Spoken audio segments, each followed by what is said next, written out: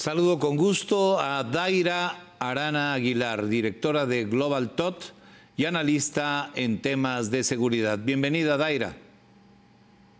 Gracias a ti, Guillermo, por la invitación. Hemos observado el desbordamiento de la violencia en los últimos días, en esta semana, en diversos puntos del país. ¿Cómo podemos explicarlo?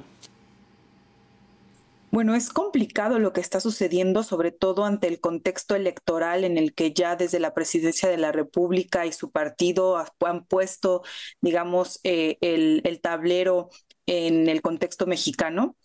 Y creo que esto que está sucediendo es un reflejo de cómo los actores y los factores políticos son un asunto determinante en las cuestiones de seguridad, ¿no? Lo que hemos visto en Guerrero y lo que vemos en otros estados y en otros contextos nos reflejan una gran dificultad de entender y atender los diversos problemas de seguridad que se viven en este país. Lo que ha sucedido en la Ciudad de México con diversos asaltos y cuestiones de seguridad, pues que son casi que de cotidiano para muchas personas, pues también nos ponen en relieve las deficiencias de algunas de las estrategias en materia de seguridad y el trabajo que se tiene que hacer en el mediano y largo plazo pensando en los gobiernos futuros. Es un escenario complicado. De entre estos hechos de violencia merecen especial mención los ataques en Tlajomulco, Jalisco, donde se hicieron explotar bombas caseras, y en Celaya, Guanajuato, días atrás, donde se utilizó un coche bomba.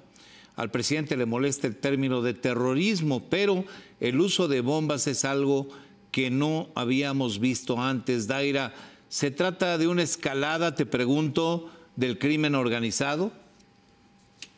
Pues a ver, tenemos que matizar lo que está sucediendo, porque lo cierto es que estos actos, si bien pues son preocupantes, parecen ser esporádicos, no son constantes ni consistentes en donde han sucedido.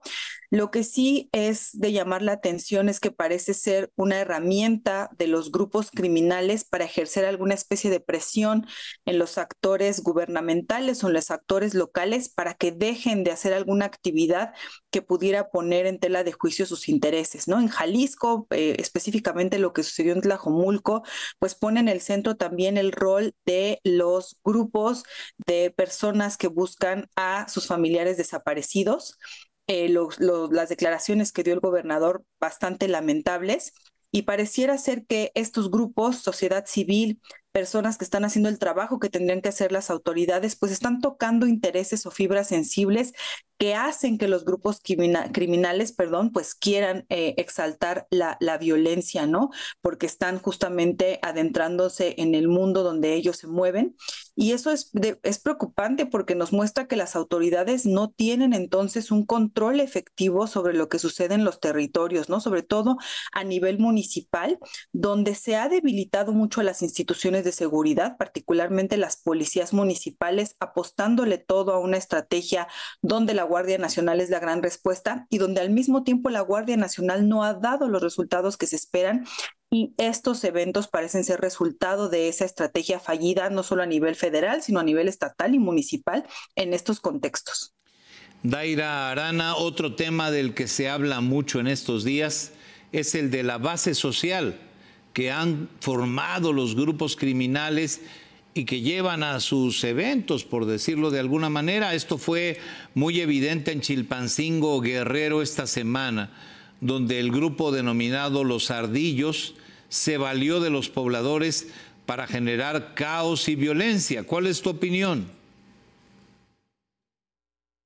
Bueno, ese es otro escenario bastante complicado, ¿no? El que la población, el que la sociedad apoye a grupos que cometen actos ilícitos. La pregunta es por qué les apoyan o por qué, digamos, que se permiten caer en este tipo de actividades que al final también son actividades ilícitas, y mucho tiene que ver con el rol que tienen estos grupos criminales en los municipios y en las comunidades, donde terminan haciendo labores que tendrían que hacer las instituciones del Estado y que estas, por estar enfrascadas centradas en múltiples cuestiones. Lo que vemos actualmente es que casi todos los gobernadores, los presidentes municipales están muy adentrados en la campaña electoral del 2024 y poco en implementar políticas públicas efectivas en materia de seguridad específicamente, y además en otras cuestiones como lo que puede ser de cuestiones derivadas o relacionadas con pobreza, desigualdad, creación de oportunidades de empleo, que parece que los grupos criminales sí están logrando en las comunidades y por eso tienen bastante apoyo, ¿no?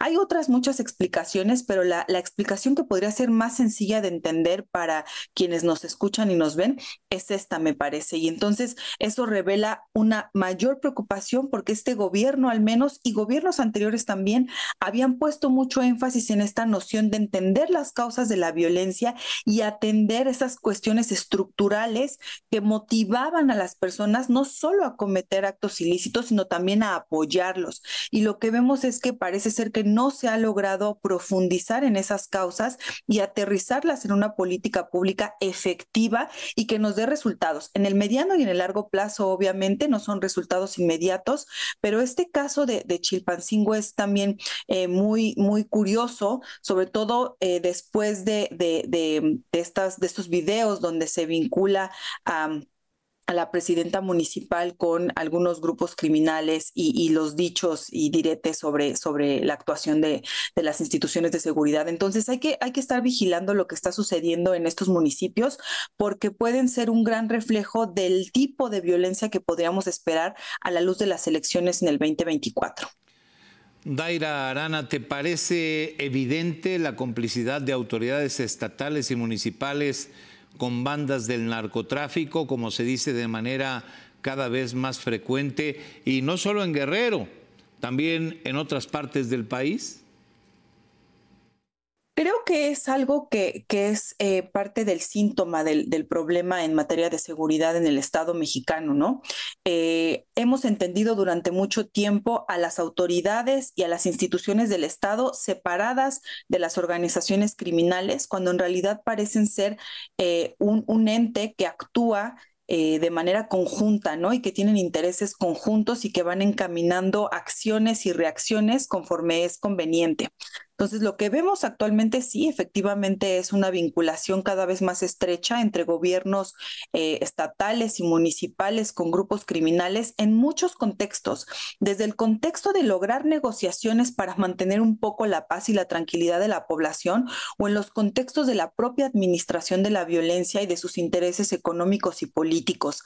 Entonces, este es un gran problema que tenemos en el Estado mexicano, la falta de una dimensión de desarticulación de estas llamadas redes de macrocriminalidad que están cada vez más acentuadas, sobre todo en estados y municipios que, aparte de tener graves problemas de violencia, tienen también graves problemas relacionados con la pobreza, con la desigualdad, la falta de oportunidades y algunas otras cuestiones que no se han atendido oportunamente en los últimos 4 sexenios, me atrevería yo a decir. A pesar de todo, el presidente insiste en su idea de abrazos, no balazos, lo cual parece un despropósito frente al desbordamiento de la violencia que estamos enfrentando. Y no parece que vaya a cambiar. ¿Este es un tema que te parece preocupante? Lo que me parece preocupante es que esta dimensión de abrazos no balazos se haya quedado solamente en un eslogan. No ha sido trasladado en una estrategia, en una política pública efectiva, en donde realmente podamos ver reflejado, por un lado, una intervención del Estado que no es violenta, que no es violatoria de derechos fundamentales de las personas, a la vez que atiende efectivamente las causas estructurales de estos tipos de violencia y que se enfoca en, digamos, que generar un tejido social pues un poco más armonioso y constructivo en términos de paz y seguridad, ¿no? No me preocupa tanto el que el presidente siga diciendo que abrazos no balazos. Creo que la gente se ha centrado mucho en esta frase, insisto, en este eslogan, Me preocupa más que no tenemos una política pública que se pueda implementar. ¿Qué significa para los miembros, por ejemplo, de la Guardia Nacional, abrazos no balazos? Significa que no tienen la capacidad de implementar lo que ya está establecido en la Ley Nacional sobre Uso de la Fuerza, o significa que pueden hacer aquello que ellos quieran en tanto no caigan en la dimensión de la represión que se nos ha vendido a lo largo del tiempo. Creo que la complicación en la que ha metido el presidente de la República a los operadores del sistema de seguridad y justicia con esta frase, y en la que opinólogos y a veces medios de comunicación pues también se han enfrascado, deja de lado las cuestiones realmente preocupantes, que son estas: que no hay una política pública efectiva y que además están viendo un mensaje a los operadores del sistema de seguridad y justicia que parece ser demasiado ambiguo como para que realmente puedan llevar a cabo las acciones necesarias, incluidas en algunos casos y en algunos contextos posiblemente el uso de tipos de fuerza que puedan ser susceptibles a causar daños o lesiones graves a las personas, lo cual está estipulado en la legislación nacional, pero que parece que se deja de lado totalmente nuestro marco legal y además las obligaciones internacionales de México en materia de derechos humanos. Daira Arana Aguilar, directora de Global Thought, muchas gracias por estar con nosotros. Gracias a ti, Guillermo. Hasta pronto.